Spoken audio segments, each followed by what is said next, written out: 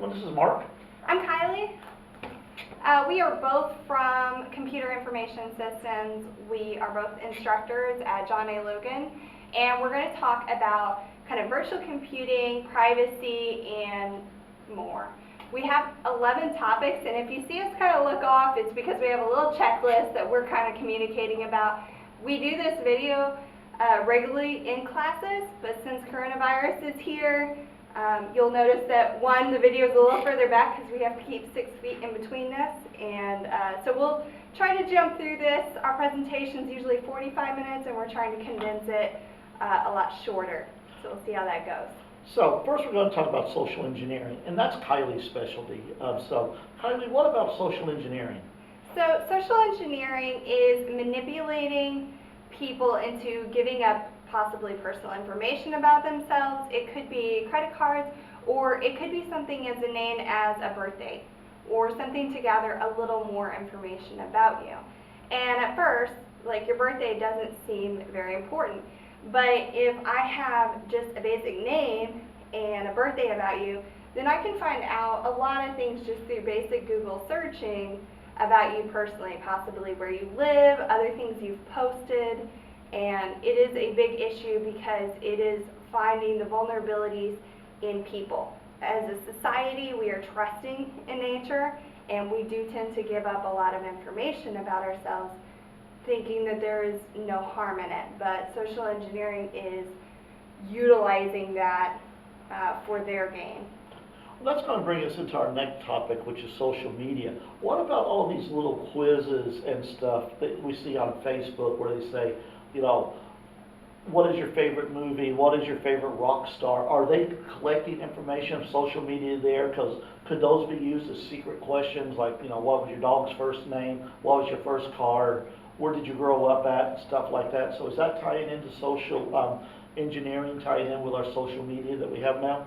And that's a small part of it. There's a lot of things out there. If you look at social media in general, then you're going to see that we just kind of post everything on there. We friend everybody, even though we know nothing about them.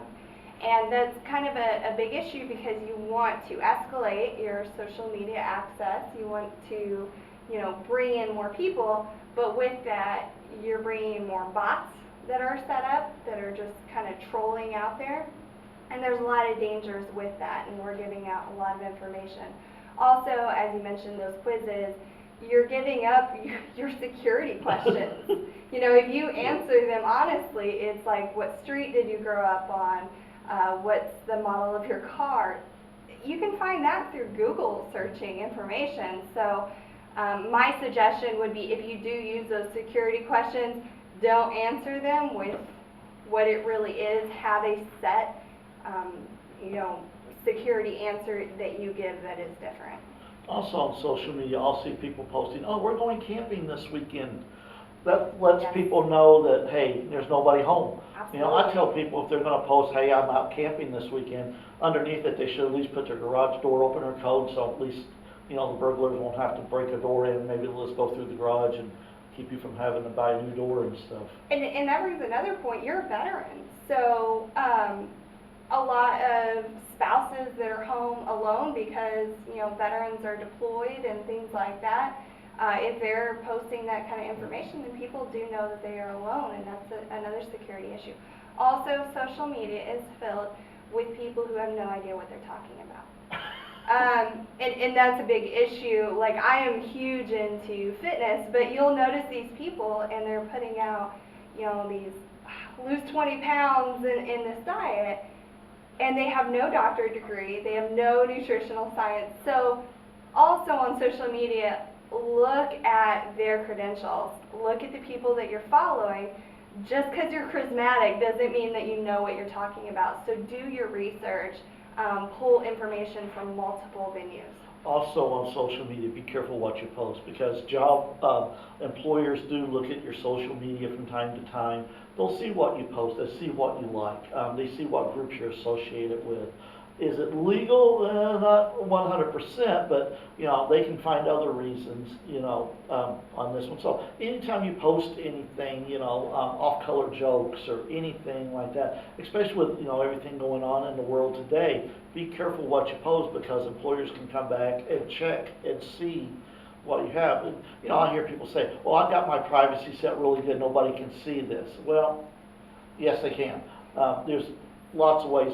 Maybe one of your friends that you're friends with, they share something that's on your page and their security isn't set as tight as yours, and then it seems like it comes from that. I mean, a real quick story. A girl from University of Kentucky, she lost a softball scholarship on that. Move this way a little bit. It's kind of out of the frame when you lean back. Okay.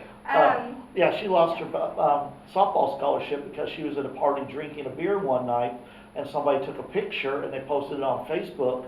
She was 19 years old, and the college saw it, and they pulled her scholarship for underage drinking. So these are things you have to watch out for. Social media is fun. I mean, I'm not going to deny. I mean, Instagram and Twitter and Absolutely. What about this new TikTok?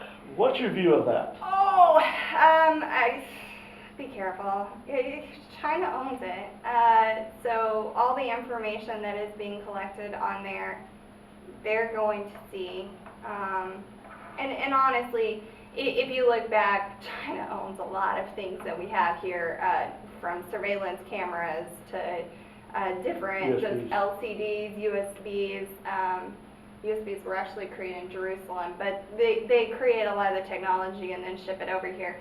Be careful with importing anything from other countries. Also, when you visit, if you ever do visit other countries, be careful, look up the laws. For instance, Russia, take a burner phone. Like, do not, just be careful with it. And it is even here in the States. We mentioned social media, we mentioned employers, different laws in different states as well here. So you need to know what it looks like. If you look at our contract, for instance, as teachers, our representation on social media has to be careful because we have a clause about representation of the college. So we have to be careful even privately how we represent ourselves on there. Okay, let's move along. Let's talk about online buying. Everybody buys stuff online nowadays. I'm a big online shopper, but I always make sure that I use PayPal on that. If I do use a credit card, it's really interesting. What I do is I have a separate bank account, and I move money over into that account, and then I just use a debit card for that one account. That way, if it does get compromised, it doesn't tie up one of my major credit cards or my bank account. Another thing I've started doing recently, and it's a little bit of a pain, but it's a lot better than getting your identity stolen, is I've been using prepaid credit cards, and then I just recharge them. I just put on whatever. If I know I'm going to spend $100 online, I put $100 on that prepaid credit card, and then just use that, and I'm done. And also, real quick on online buying, never use public Wi-Fi. If you're going to be doing online, make sure you have a decrypted connection to your Wi-Fi. Do it at home. Don't go to McDonald's because you want to save your data and buy something. You enter your credit card on an unsecured wireless network. You got anything to add on that? Now, I do it a little bit differently. I don't use separate accounts. I do have 2 different accounts, but I actually put limitations because I'm not like an expensive purchaser. So, for instance, I don't spend over $200 typically at places. So I put limits on my cards that if it goes over, it's going to notify me. And I also have online banking so that I check out, all my records all the time and check out those bank accounts and what's being utilized. So always check that. Also, when you are logging online, like you said, don't do it on open Wi-Fi. Be careful. Even if you're doing hotspots, you should tether it. So meaning, like, if I have a computer here, I should take my power cord and plug my phone into my computer instead of just connecting instead, because that can be breached. So, tether it if you can. It's going to help with your charge anyway, so that's a good idea. Another thing is if you're look on open Wi-Fi, if you see people with little devices like these alpha antennas that we have here, these can intercept signals on unsecured wireless networks, so we can sit there and watch everything you type. When we use this little antenna here, obviously you got to be in close range. But what you can do is they sell a different antenna that you can use, which is much, much bigger, so you can install that antenna on it. Now, I can sit out in a parking lot of McDonald's or, wherever you happen to be using your Wi-Fi, and if it's an unencrypted network, I can sit there and copy everything you do. There's also other devices that we use for security and to break security. One of them is this is called the Pineapple on here. What this does, it's a wireless access point, but it puts out a lot more power than a typical access point does. And so what we do is say it's called Joe's Wi-Fi on there. And all I have to do is get within range of Joe's Wi-Fi, and I will mimic his signal with this Pineapple. And then what will happen is I can send the signal to Joe's wireless network, and it will kick everybody off. And since this one has more power than Joe's did originally, when Windows tries to reconnect, because it tries to reconnect automatically, it's going to connect to this Pineapple here, and you're going to be moving all your traffic right through the Pineapple on here. And this, you don't even have to plug it in. You just plug this into a power brick, and it can, sit and do other stuff. Also, I should note, these are also very common at hotels. So if you see two SSIDs, meaning maybe you see like a Comfort Inn or a Comfort _ Inn, it's very possible that someone has created another one with this. So be careful with that. If you are going to use it, go to the concierge, find out what the correct SSID is from them, and they will have that information for you. Also, there's Raspberry Pis that we use. If you're familiar with the Raspberry Pi, all it is a basic little Linux computer, runs a bunch of different operating systems. We can intercept signals with that. And I don't want to spend a lot of time. Kylie, you want to talk about your... Yeah, so if you go on Amazon, a lot of times you can get purses, you can get wallets. Even mine, it has actually a built-in lining, but it is called an RFID blocker. There's also these cards. They are about $5 or so on Amazon, and what they do is they block the scanners. So if someone walks up behind you, especially in crowded streets, cities, things like that, they just have to get around your wallet and run a machine, and it'll actually scan it just like checking out at Walmart, and it will scan your cards. So be careful with that. These will block that scanning capability. They're really cheap, a very cheap fix, so check those out. A couple other things we have are called bash bunnies and rubber duckies that we use. And what's cool about these is they look like a regular USB, and we can just leave these laying around. The bad guys just leave these laying around anywhere they want to. And what happens, what does most people do when they find a USB? Plug it in. They plug it in because they want to see what's on the stuff. And if you plug this in, this has a Linux operating system on it or whatever payload we decide to put on it, and it will open up a back door to your computer, and then it calls home and lets us know, hey, somebody plugged it into a computer. And then if that happens, we have complete control of your computer after somebody plugs one of these in on that. We can remote into the computer just like we're sitting at the desk. Also, the Land Turtle is another one. Now, this one requires a little bit more work because we have to have physical access to your computer.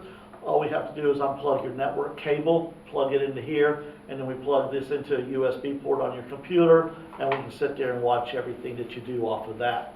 So, always check. If you find a USB or something laying around, don't plug it into your computer, on that one. Take it down. If you find one here on campus, take it down to the police department or campus police and turn it into lost and found on that one.